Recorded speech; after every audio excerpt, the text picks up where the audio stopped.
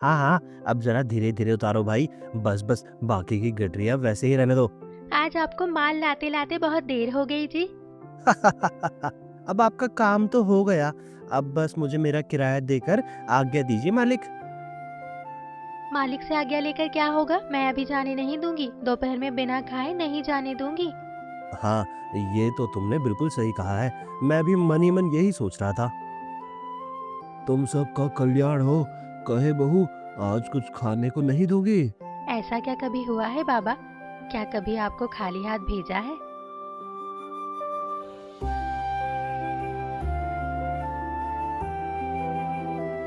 ऊपर वाला तुम्हारा कल्याण करे बेटी।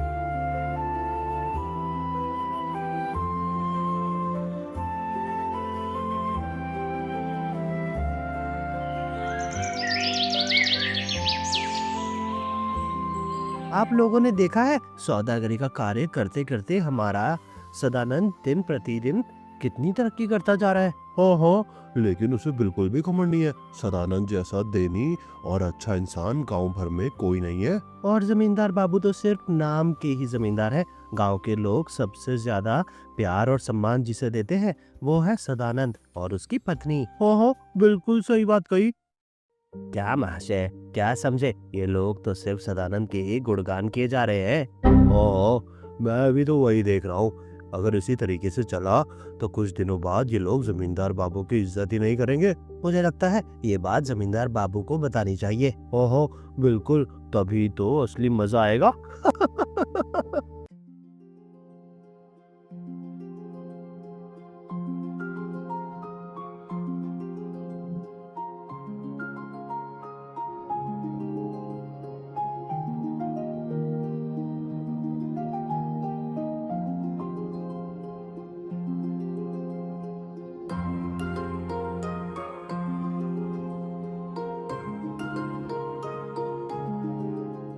हाँ हाँ, ना कोई चिंता ना कोई फिक्र। ऐसे ही दिन बीत रहे हैं तो फिर कोई परवाह नहीं। मालिक, तो आज बहुत खुश नजर आ रहे हैं।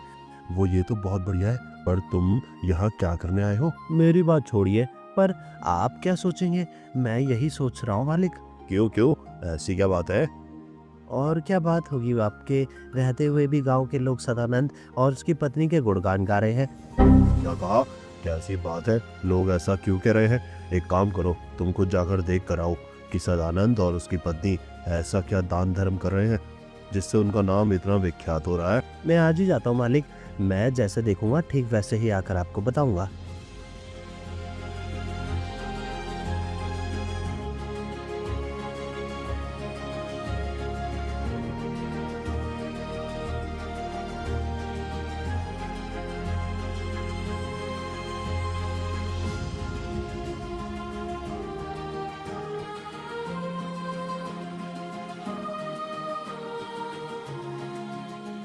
लगता है आज बहुत जोरों की भूख लगी है।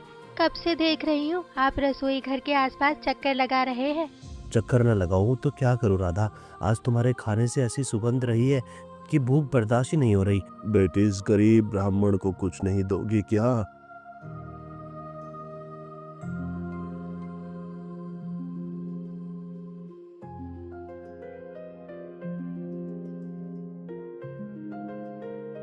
अरे वो सदानंद की पत्नी तो सचमुच सेवा करती है, तभी तो लोग इनकी तारीफ करते हैं।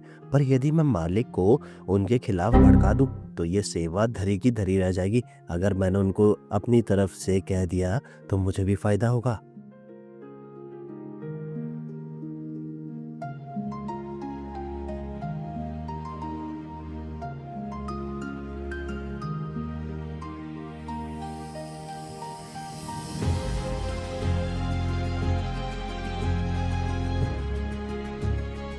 ओह, पता नहीं ये नायक कहाँ रह गया, कब से गया है। अरे मैं आ गया हूँ, और साथ ही एक बढ़िया खबर भी लाया हूँ। हाँ, कैसी खबर? जरा मैं भी सुनूं, जल्दी बताओ। घर आने की खबर को 12 आने की खबर बना रहे होंगे, यही ना? पता है मुझे। ये भी कोई कहने की बात है? 4 लोगों को बुला बुला कर खिला दिया, उसी को लोगों ने महान बना दिया। हैं? क्या ऐसी बात तुम्हें कुछ समझ में आया? मुझे तो डर लग रहा है कि वो लोग किसी दिन उसे जमींदार ही ना मानने लगे। उसने इतनी हिम्मत कर ली, सौदागिरी का कारोबार करके 2 पैसे के कमा लिए, वो तो अपने आप को दानवीर समझने लगा। व्यक्ति क्या कहूँ मालिक, कौवे को भी तो मोर का पंख लगाकर माँ बनने की चाहत होती है। उसकी दानवीरता को निकालता हूँ जाकर। अब मैं उसे ऐसी सजा दूंगा, उसका ये सब दिखावा एक ही बार में खत्म हो जाए। जमींदार बाबू का दिमाग अच्छी तरह से गर्म हो गया है। मेरी बात ध्यान से सुनो, मैं तुमसे जैसा जैसा कहता हूँ शाम को वैसा ही जाकर कहो। उसके बाद मैं भी देखता हूँ कि लोग उनकी कैसे मदद करते हैं।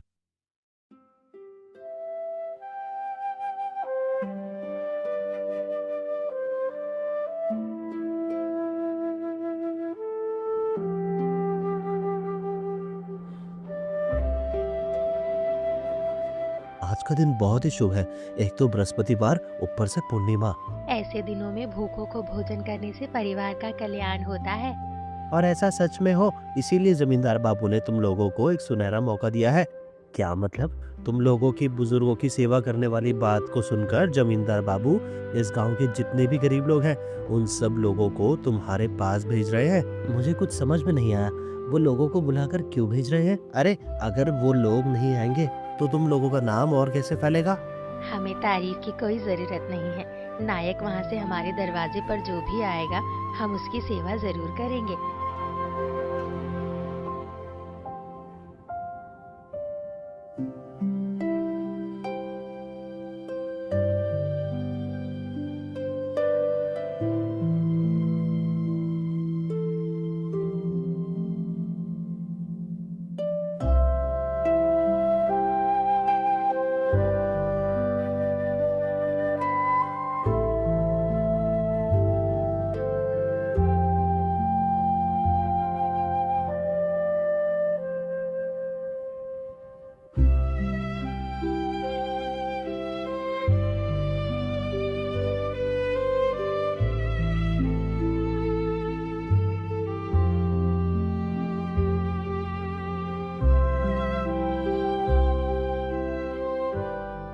जमींदार बाबू इतने लोगों को भेज देंगे, इस बात का जरा भी अंदाजा नहीं था मुझे। नाना, आप बिल्कुल चिंता मत करिए। हमारे पास जो कुछ भी है हम उसी से उनकी सेवा करेंगे। मालिक ने तो जैसा कहा वैसा ही हो रहा है। सारे बर्तन खाली हो रहे हैं। अब जाकर मालिक को खबर पहुंचाता हूँ।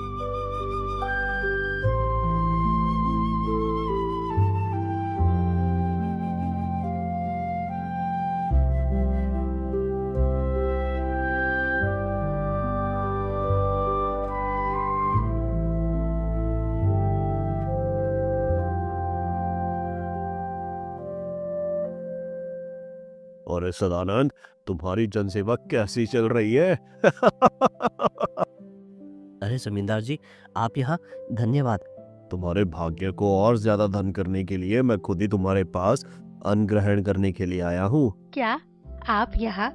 हो गया, आखिर तुम लोग इतना क्यों सोच रहे हो? मैं बताऊं, जो लोग इतने सारे दिन दुखियों की सेवा करते हैं, क्या वो मुझे एक मुट्ठी खाना नहीं दे पाएंगे? नाना, मैं आपको खाना खिलाऊंगी, जरूर खिलाऊंगी। जमींदार बाबू, आप हाथ मुंह धोकर जरा बैठ जाइए, मैं अभी थाली लगा कर आती हूँ। हाँ, आप थोड़ा बैठकर आराम कर लीजिए। हाँ, मैं भी तो वही देखना चाहता हूँ कि तुम लोग मेरे लिए कहाँ से क्या लेकर आते हो, और अगर नहीं ला पाए तो तुम्हारे चेहरे पर कालिक लगवाऊंगा। समझ गए तुम?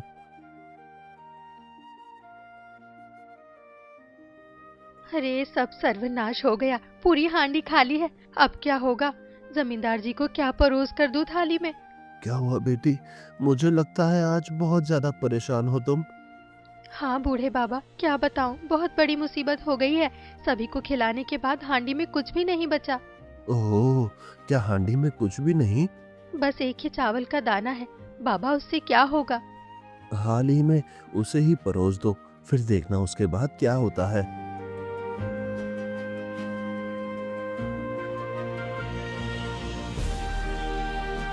अरे सदानंद, ये है तुम्हारी अतीत सेवा। इसकी तो लोग बहुत बधाई कर रहे थे, और जब लाई हो तो सिर्फ एक ही दान लेकर आई हो खाने के लिए। आज सबके सामने आप लोगों को मुंह छोटा होगा।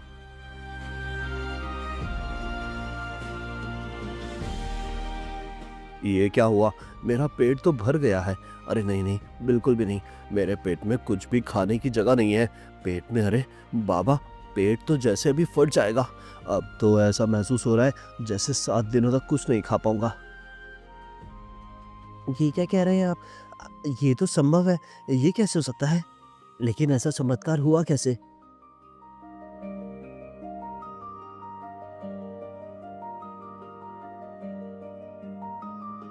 होते हैं जी, चमत्कार होते हैं। अगर हम दिल से कुछ करना चाहे तो स्वयं प्रभु ऊपर वाले ही हमारी मदद करते हैं।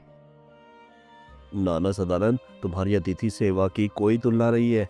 मैं तुम लोगों को शिक्षा देने आया था, पर मुझे खुद ही उचित शिक्षा मिल गई है। मैं तुम लोगों से वादा करता हूँ, मैं खुद ही तुम्हारे भंडार भर दूंगा, तुम्हारे सारे कर्जे माफ कर दूंगा। तुम लोग सच में बहुत महान हो। चलो नायक, चलो।